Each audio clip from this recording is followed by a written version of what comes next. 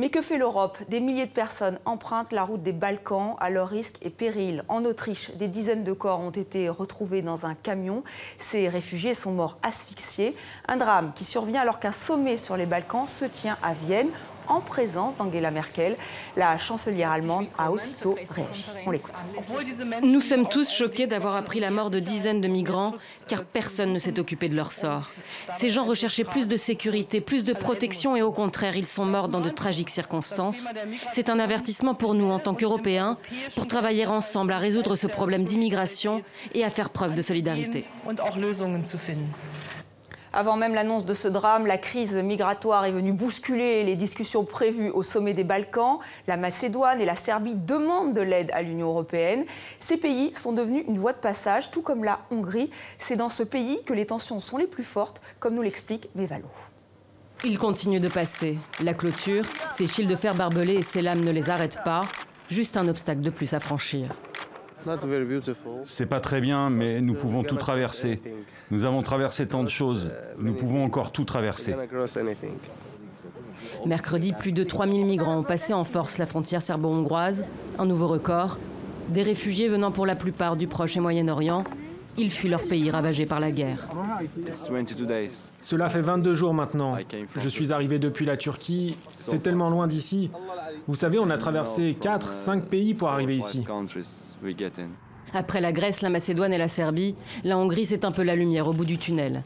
La dernière étape avant de pouvoir rejoindre les pays d'Europe du Nord et de l'Ouest. Mais le chemin est encore long. Pour ceux qui sont parvenus à rejoindre Budapest, la capitale, l'heure est à l'attente. En fait, les gens qui sont ici attendent de trouver un passeur pour lui donner de l'argent et partir d'une manière ou d'une autre. Sinon, on sera obligé de rester en Hongrie. Rester? Pourtant, le message est clair. La gare de Budapest n'est qu'un lieu de transit, pas un camp de réfugiés. Face à cette crise migratoire sans précédent, l'extrême droite hongroise est intransigeante. Il faut déployer l'armée, car selon nous, la solution n'est pas l'enregistrement des migrants, mais leur renvoi. La Serbie, l'Union européenne et tous les autres pays doivent savoir que la Hongrie ferme sa frontière et tous ceux qui viendront seront renvoyés. La question du déploiement de l'armée auquel le gouvernement du très conservateur Viktor Orban est favorable sera soumise la semaine prochaine au Parlement. Budapest a déjà annoncé l'envoi de plus de 2000 policiers en renfort à la frontière avec la Serbie et la clôture de 4 mètres de haut devrait être achevée à la fin du mois d'août. En Autriche, ce jeudi, au moins 20 migrants ont été retrouvés morts dans un camion immatriculé en Hongrie. La police hongroise doit se joindre à l'enquête. On retrouve en direct de Bruxelles François Gemène. Bonsoir, vous êtes spécialiste des flux migratoires, chercheur en sciences politiques à l'Université de Liège et à Sciences Po Paris. L'Europe est sommée d'agir. Comment vous expliquez une telle inertie ? Je dirais que la crise actuelle est un véritable défi pour l'Union européenne. C'est une crise qui teste le projet et l'idéal européen. Et si l'Europe se retrouve aujourd'hui face à cette crise, c'est que cette crise qu'elle a en réalité construite elle-même. L'absence de politique commune européenne en matière d'asile et d'immigration, la fermeture des frontières à laquelle on assiste depuis 20 ans et la multiplication des crises dans le monde avec un nombre record de personnes déplacées depuis la fin de la Seconde Guerre mondiale, fait qu'on assiste à la crise qu'on voit aujourd'hui. Et les États refusent de transférer une partie de leur souveraineté nationale pour que la Commission européenne prenne en charge de façon centralisée ces questions d'asile. Chaque pays européen essaye, pardonnez-moi l'expression, de se refiler la patate chaude et on voit les drames humains que cela provoque aujourd'hui. On parle de crise migratoire, d'afflux de réfugiés sans précédent, c'est le cas ou pas?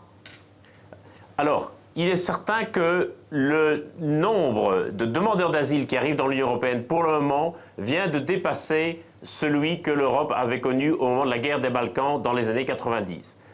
Cela étant, si l'on remet les chiffres dans une perspective mondiale, l'Europe n'accueille qu'une très faible part des réfugiés dans le monde, n'accueille qu'une très faible part des 60 millions de personnes déplacées. Si je prends le cas des 4 millions de réfugiés syriens, l'Europe n'en accueille que moins de 10%.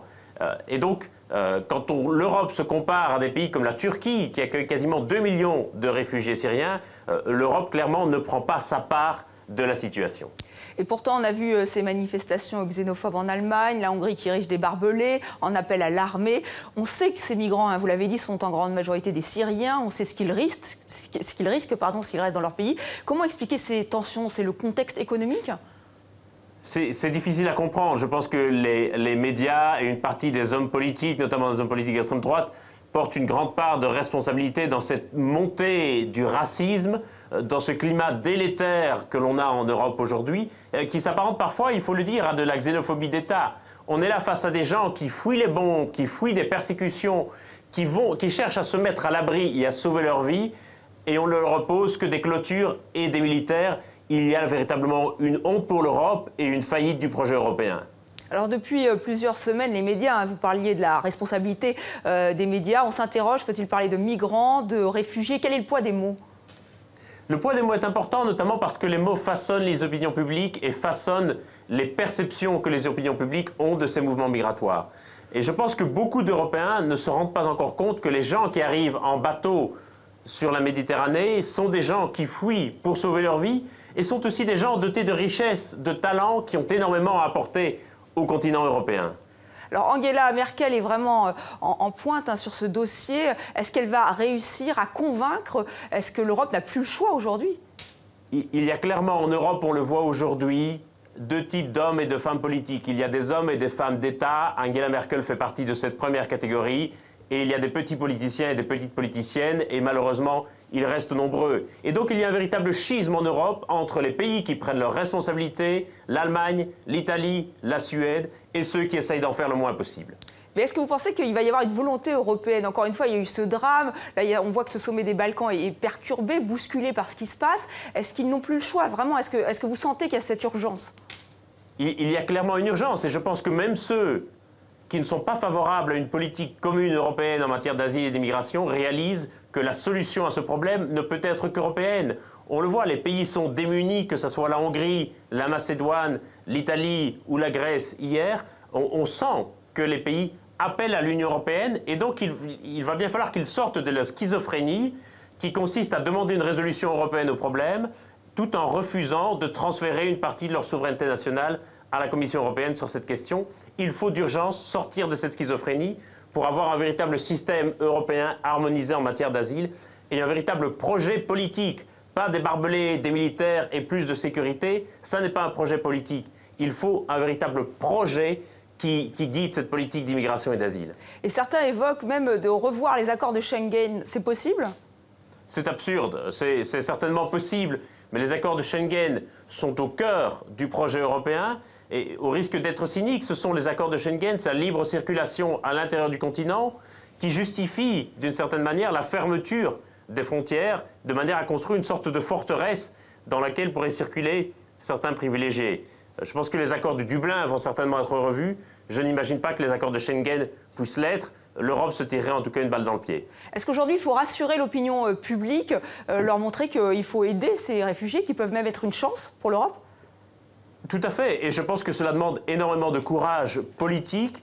Comme je le disais, il y a peu de responsables politiques qui font montre de ce courage aujourd'hui. Angela Merkel en fait partie. J'espère que d'autres pourront suivre. Merci François Jobben pour ce décryptage.